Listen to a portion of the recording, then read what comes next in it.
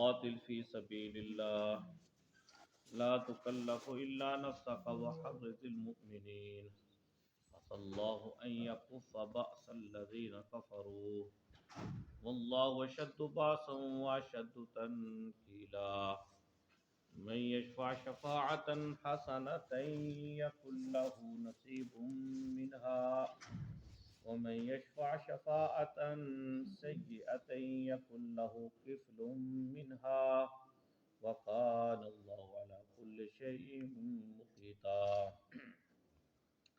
وإذا حييتم بتحية فحيوا بأحسن منها أو ردوها إن الله كان على كل شيء حسيبا صدق الله العظيم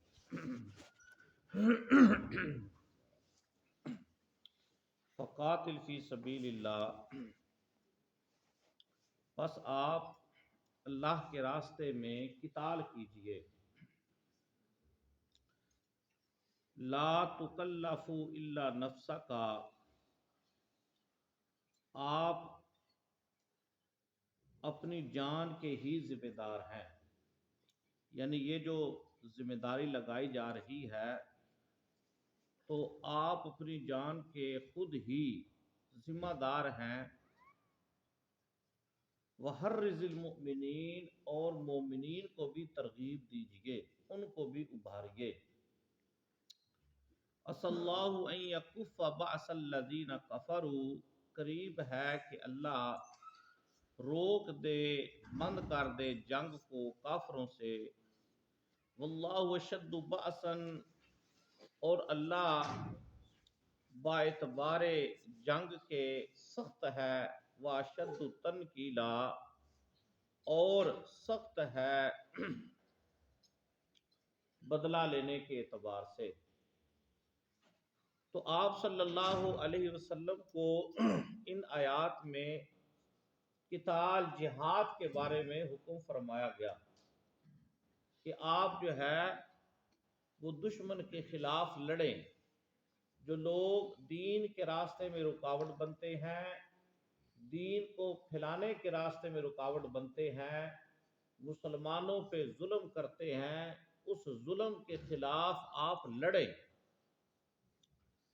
اور یہ حکم آپ کو دیا جا رہا ہے. اگر کوئی اور تیار نہیں ہوتا تو نہ ہو، آپ کی یہ ذمہ داری ہے، آپ خود اس کے ذمہ دار ہیں. اللہ تبارک و تعالیٰ اپنے نبی سے ارشاد فرما رہے وحرض المؤمنین، اور مسلمانوں کو بھی ترغیب دے، مومنین کو بھی ابھاریں. تو جنگیں، لڑائیاں، دشمنی، یہ اس نظام کا حصہ ہے. جہاں عباد الرحمن ہیں وہیں عباد الشیطان بھی ہے. جہاں اللہ رب العزت نے اہل حق پیدا کیے وہیں اہل باطل بھی پیدا کیے. جہاں اللہ تعالیٰ نے مومنین کو پیدا کیا ہے وہیں اللہ تبارک و تعالیٰ نے منافقین، کفار، مشرکین کو بھی پیدا کیا ہے. یہ ایک نظام ہے جو چلتا رہے گا، حق اور باطل کا نظام چلتا رہے گا. لیکن حکم یہ ہے کہ ہمیشہ حق کے ساتھ کھڑے ہو جائیں. باطل بھلے کچھ دنوں رہتا ہے لیکن وہ ختم ہو جاتا ہے، اس کی میعاد اتنی زیادہ نہیں ہوتی. حق ہمیشہ رہتا ہے، اہل حق ہمیشہ رہتے ہیں. انسان کو اللہ رب العزت نے ایک وقت دیا ہے، اس وقت کے اندر دیکھا جائے گا کہ وہ اہل حق کے ساتھ کھڑا ہے یا اہل باطل کے ساتھ کھڑا ہے، وہ انصاف کے نظام کے ساتھ کھڑا ہے یا وہ باطل کے نظام کے ساتھ، ظلم کے نظام کے ساتھ کھڑا ہے. ظلم کا نظام آتا ہے، ان کے پاس طاقت بھی ہوتی ہے، اقتدار بھی ہوتا ہے، عہدہ بھی ہوتا ہے، ان کے پاس ہتھیار بھی ہوتے ہیں، لیکن اللہ تعالیٰ ان کو عروج نہیں دیتا، وہ ختم ہو جاتے ہیں. جس کی ایک تازہ ترین مثال ہمارے سامنے جنرل پرویز مشرف کی ہے. अपने दौर का बहुत बड़ा जालिम, जिसने पाकिस्तान के अंदर किसी को छोड़ा नहीं, ताकत का नशा था, बातिल का पूरा अल्लाहकार था, अमेरिकी डॉलर लेके जिसने इस मुल्क में खाना जंगी मुसल्लत की, इस मुल्क के अंदर, जिसकी वजह से इस मुल्क के लाखों अफराद शहीद हुए, इस मुल्क के लाखों अफराद शहीद हुए, हमारे मुल्क के, और अरबों के हिसाब से हमारा नुकसान हुआ है, अरब 500 अरब डॉलर से ऊपर इस उसकी पॉलिसी की वजह से इधर हुआ। और जो मुक्के दिखाता था आवाम को, मुक्के कि मैं ये कर दूंगा वो कर दूंगा, वहां से तुम्हें हिट करूंगा, तुम्हें पता नहीं चलेगा। वो समझ रहा था कि मेरा इक्तदार हमेशा रहेगा, मैं हमेशा जो है वो सूरज की तरह चमकता रहूंगा, ये अमरीकी पुष्ट पनाही हमेशा मेरे साथ रहेगी। वो ये समझ रहा था कि ये जो मेरे आका हैं ये हमेशा मेरी पुष्ट पे रहेंगे और मैं ये जुल्म और ज्यादती करता रहूंगा। चंद डॉलरों के खातर, चंद डॉलरों की खातर, कुछ प्रॉपर्टी की खातर उस बंदे ने अपनी आखिरत तबाह कर ली।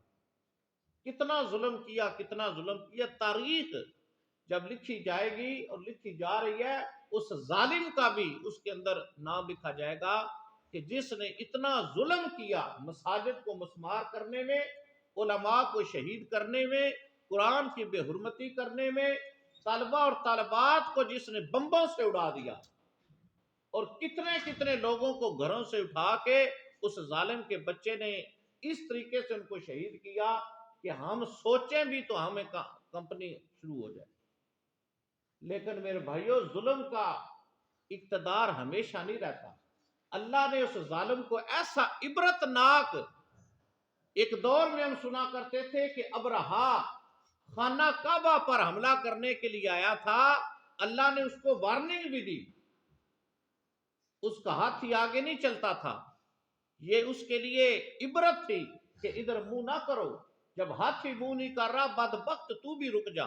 वो जानवर हो कि उसको बात समझ में आ गई है कि ये अल्लाह का घर है, तुझे तो इंसान बनाया है। लेकिन जब वो इंसान हो के भी जानवर से वो नसीहत नहीं पढ़ सका, तो फिर अल्लाह ताला ने भी छोटे छोटे जानवर, परिंदे भेजे, उन्होंने उसका बेड़ा गर्क किया और उसके आज़ा कटना शुरू हो गए। उसको जो बीमारी लगी थी, उसके जिस्म के आज़ा गिरना शुरू हुए थे, उसकी मौत इंतहाई कर्बनाक थी। वो वहां नहीं मरा, बल्कि वो पीछे जाके इबरत का निशान बनाया। और इस बदबख्त के साथ भी ऐसे ही हुआ। इसको भी वो बीमारी लगी है जो दुनिया में इंतहाई कम लोगों को बीमारी लगी थी, वो भी इस जनरल परवेज मुशर्रफ को लगी। और इसके जो बाप थे, आका थे, जिनकी वजह से इसने दुनिया में जुल्म ज्यादती की, अमेरिका वालों से इसने कई मर्तबा इस्तदा की कि मुझे इलाज के लिए अमेरिका आने की इजाजत दी जाए। अमेरिकियों ने इसको इजाजत ही नहीं दी, अमेरिका में दाखिल होने की इसको इजाजत नहीं, इलाज मुआवजे की इजाजत नहीं मिली इसको, दुबई में रहा है। तो मेरे भाइयों, ये एक निजाम है, ये नहीं है कि परवेज मुशर्रफ चला गया, निजाम वही चल रहा है। आज भी वही लोग मुसल्लत है इस मुल्क पे।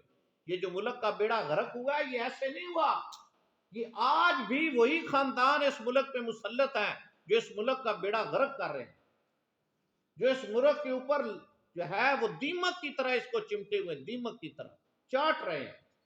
ना इस्लाम के निजाम को यहाँ पे लागू होने देते हैं, सेकुलर और कुफरिया ताकतों के अल्लाहकार बने हुए, चेहरे बदल रहे हैं, चेहरे, लोग आ रहे हैं, चेहरे बदल रहे हैं। उस दौर के अंदर आपको याद होगा, ये तो भी तारीख बड़ी नई है, शौकत अजीज आपने देखा, अमेरिका से लाया गया उसको, अमेरिका से शौकत अजीज को पहले वजीर खजाना बनाया, फिर वजीर आजम बना दिया। जनरल परवेज मुशर्रफ सदर था।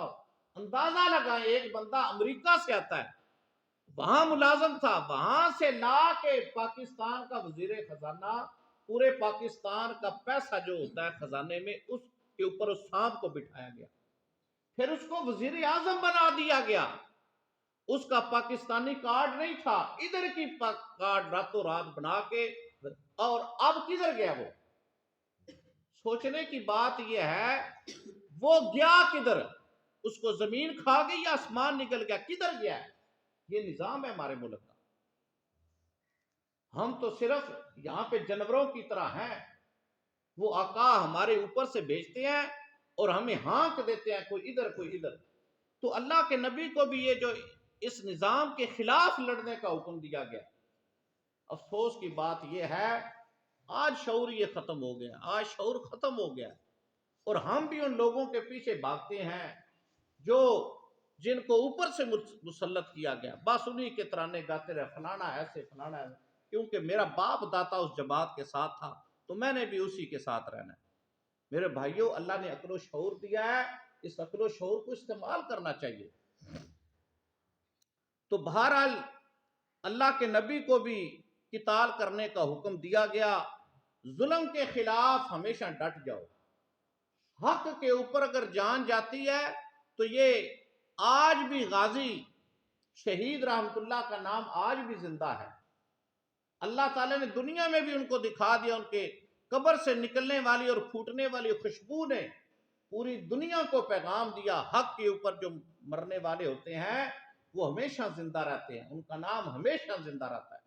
میں کل بھی ان کا ایک کلپ سن رہا تھا جو ان کے بالکل شہادت سے کچھ لمحات پہلے کا تھا، جس میں وہ کہہ رہے تھے کہ ہماری جو جنگ ہے اس نظام کے ساتھ ہے، اور ابھی ہو سکتا ہے کچھ وقت میں ہمیں شہید کر دیا جائے، لیکن میں تمام امت کو یہ پیغام دے کے جا رہا ہوں کہ اس نظام کے خلاف لڑو۔ یہ ہمیں جھکانا چاہتے ہیں، ہم جھکیں گے نہیں، ہم شہادت ہمیں مل جائے گی۔ اور پھر ویسے ہی ہوا، وہ شہید بھی کر دیے گئے۔ اللہ تعالیٰ نے پھر ان کی قبر سے جو خوشبوئیں پھوٹی، تاریخ گواہ ہے کہ اللہ تعالیٰ نے بتا دیا کہ حق کے اوپر جان دینے والوں کو اللہ تنہا نہیں چھوڑتے۔ اور آج بھی لال مسجد اسی جگہ پہ ہے، آج بھی جامعہ حفصہ اسی جگہ پہ ہے، اور اس سے زیادہ آب و تاب کے ساتھ چمک رہا ہے اور اپنی روشنی پھیلا رہا ہے۔ آج بھی مولانا عبدالعزیز اسی مسجد کے اندر خطبہ دے رہے ہیں، لیکن نہ مشرف رہا ہے، نہ مشرف کے اعلیٰ کار رہے ہیں۔ وہ دنیا سے عبرت کا نشان بن کے تباہ ہو جائیں گے، اور قربان جائیں لوگوں کے حوصلے۔ اور مولانا نے جو آگے سے بیان دیا، انہوں نے کہا بس ٹھیک ہے، جو ہوا ہو گیا، میں ان کو معاف کرتا ہوں۔ اتنا بڑا حوصلہ! مولانا عبدالعزیز صاحب، ان کی والدہ اسی سانحہ میں شہید ہوئی، ان کا ایک ہی بھائی تھا وہ اسی سانحہ میں شہید ہوا، ایک ہی بیٹا تھا وہ اسی سانحہ میں شہید ہوا، اور کتنے طلبہ طالبات شہید ہوئے، لیکن اس کے باوجود حوصلہ دیکھے ان کا، انہوں نے کہا جی میں اپنی طرف سے معاف کرتا ہوں۔ یہ ہے حوصلہ، یہ ہے علماء۔ اور آج بھی وہ کہتے ہیں ہماری جنگ اس نظام کے ساتھ ہے۔ آج بھی جو جرنیل اوپر مسلط کیے گئے ہیں اس ملک کے اوپر، آج بھی ہماری جنگ ان کے ساتھ ہے، یہ نظام بدلے۔ تو بہرحال ہمیں بھی چاہیے کہ ہر موقع پہ دیکھا کریں، یہ جان آنی جانی ہے، ایک دن یہ چلی جائے گی، اچھا ہے حق کے ساتھ جائے۔